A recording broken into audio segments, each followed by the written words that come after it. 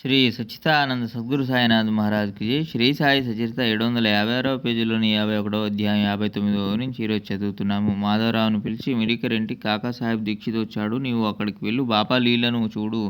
దీక్షిత్ మాకు మంచి స్నేహితుడు. నీవు వెళితే మీ ఇద్దరికీ పరిచయం అవుతుంది. దీక్షిత్ షిరిడీ వెళ్ళాలని అత్యంత కుతూహలంగా ఉన్నాడు. నీవు రావడం అతనికి ఎంతో ఆనందం అని అతనితో చెప్పి ఈ విషయాన్ని దీక్షిత్కు తెలియజేశారు. దానితో దీక్షిత్ చింత దూరమై అతనికి సంతోషం కలిగింది. మామగారి ఇంటికి వెళ్ళి చూడగా అత్తగారి ఆరోగ్యం బాగానే ఉంది. మాధవరావు కాసేపు విశ్రమించగా మిరికరు వద్ద నుండి పిలుపు వచ్చింది. ఆ ఆహ్వానాన్ని అందుకొని మాధవరావు సాయంకాలం పూట దీక్షితుని కలుసుకోవడానికి బయలుదేరి వెళ్ళాడు. అదే మొదటిసారి అతడు దీక్షితుని చూడడం. బాలాసాహెబ్ ఒకరిని ఒకరికి పరిచయం చేశాడు. ఆ రాత్రి ఇద్దరు 10 గంటల బండిలో వెళ్ళడానికి ప్రయాణం నిశ్చయమైంది. ఆ విధంగా నిర్ధారణ అయ్యాక ఆ తర్వాత వింతను చూడండి. బాలాసాహెబు బాబా యొక్క ఫోటో పైనున్న తెరను తొలగించాడు. అది బాబా ఫోటో. బాబా భక్తుడైన మేఘా బాబాను త్రినేత్రుడైన శంకరునిగా భావించి పరమ ప్రేమతో పూజించేవాడు. ఆ పటం పైన గాజు పలక విరిగిపోవడం వలన దాన్ని బాగు చేయించడానికి షిరిడీ నుంచి బాలాసాహెబ్ తన వెంట నగరుకు తెచ్చాడు.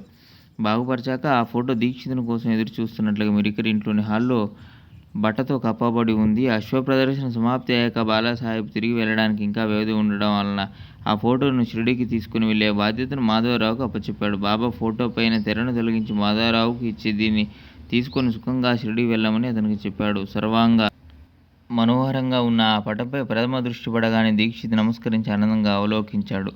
72వ నుంచి మరో వీడియోలో చదువుకుందాం. సచ్చిదానంద సద్గురు సాయినాథ్ మహారాజ్ జీ. లోకా సమస్తాన్ సుఖినో భవంతు. ఓం శాంతి శాంతి శాంతి.